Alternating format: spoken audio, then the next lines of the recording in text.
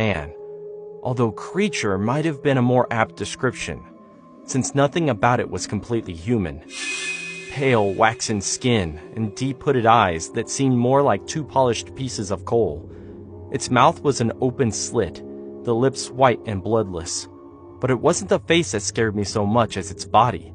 The way it was twisted like that, with its loose skin and sinewy muscle, its crooked neck and long dangly limbs that reminded me far too much of an arachnid. I hastily clicked away from the message and the picture, feeling nausea grip my stomach. Now I was getting jump-scared in a text? What the hell was wrong with people these days? What if I'd been a kid? Opening a message like that would have given me nightmares for years, probably. Curling my lip in annoyance, I deleted the message. It was nonsense anyway.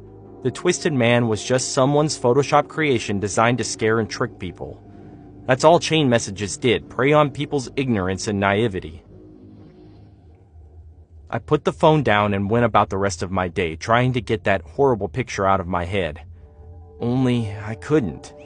Every time I closed my eyes, I would glimpse that dark gaze and twisted body, like it was skulking around in the shadows of my mind. I forced myself to think of something else, but I could still feel it there, just lingering out of sight.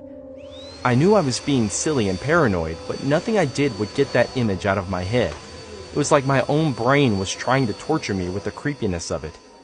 By the time the sky outside had begun to darken, I was already starting to forget about the chain message and the image of the Twisted Man.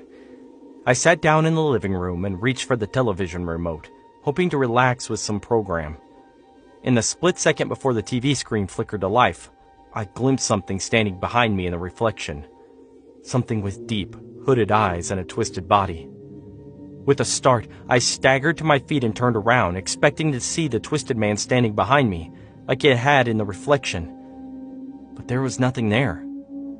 My heart thundered in my chest, the sound of my own pulse drowning out the noise from the television. What the hell? Had I just imagined that? I must have. There was no way the Twisted Man had actually been standing behind me because it wasn't real. It was just some stupid prank.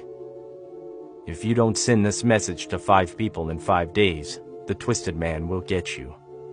The message flashed up in my mind again, but I just as quickly dismissed it. It wasn't real, so why was I getting so hung up over it?